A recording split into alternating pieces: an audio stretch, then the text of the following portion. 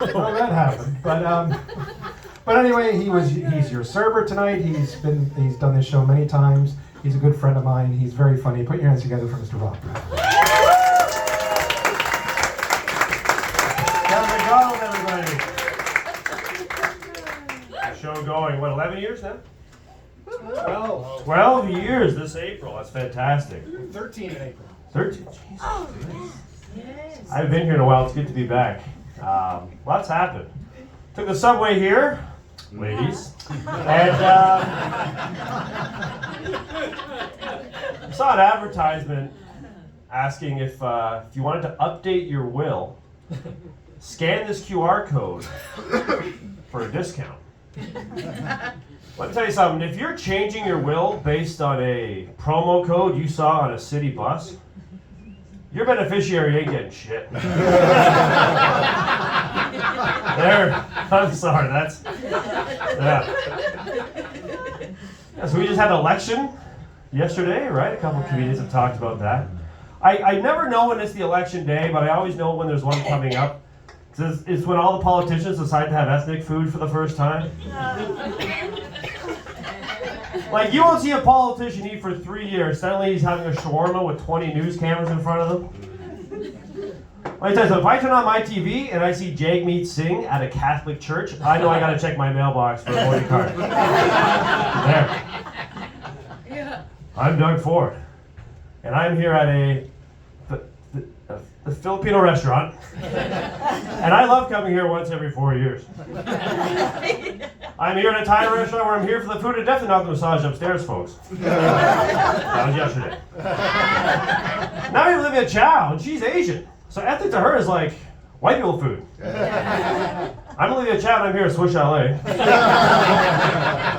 We have a craft dinner special, and everything will be made with an air fryer because white people like eating with air fryers or something. Speaking of food, I was in my area by McDonald's, and they had this big banner out front. It said, "Under new management." What is he gonna do? You're McDonald's at Morningside in Lawrence. Like, what are you gonna change the menu? Like, I have never been drunk in the back of an Uber and thought, you know what? I don't want to go to that McDonald's. I want to go to that one instead because their management team really aligns with my morals and ethics at 2 a.m. on a Wednesday. Do you think the people that do fentanyl in the bathroom really care? Who has the tie and is carrying around the clipboard? What was that? We recently had that Terry Fox run. Yeah. Terry Fox run is interesting because it's probably the only charity event that once you sign up for it, there is no excuse to not do it. Like, you can't just go, I can't do it, my leg hurts.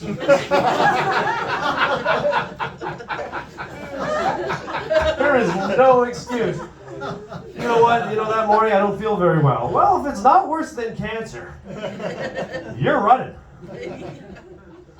Now imagine Mrs. Terry Fox, back then.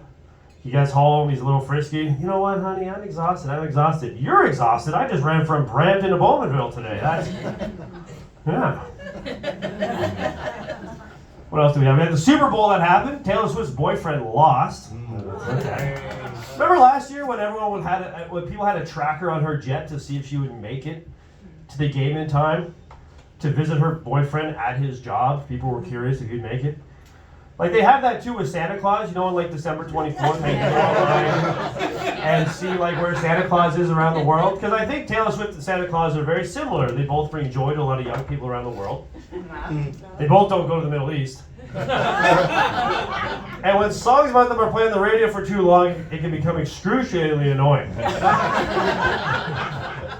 In fact, in Philadelphia, the team that lost to them, there was a radio station that was refusing to play Taylor Swift's music the week leading up to the Super Bowl.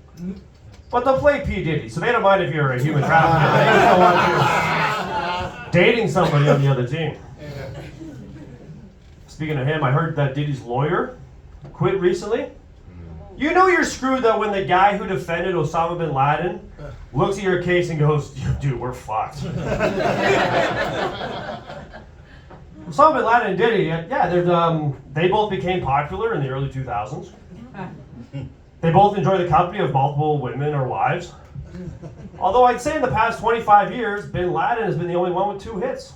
That's a good one. That's a good one. I like that one. That one's good. I like that one. That's clever. You know what one didn't make the cut?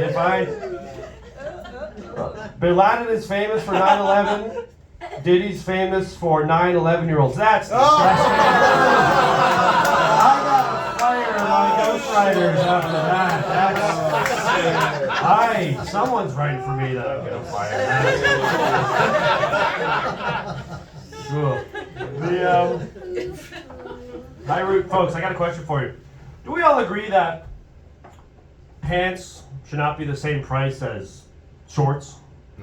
Like same brand, same fit, everything. Like it's half the material, right? Are we all getting kind of a collective that it's a bit of a rip-off that these companies are doing? Like a small shirt should not be the same price as a XXL shirt, right? So a few months ago, I was in the mall.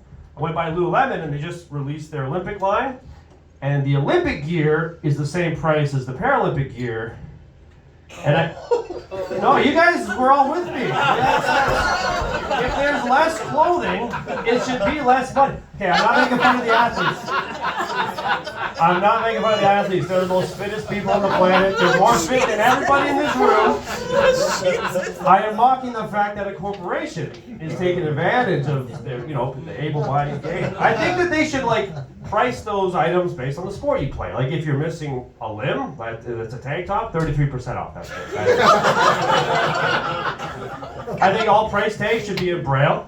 And this is a new joke too. I'm working on this one. I don't know how to end this one. Oh boy.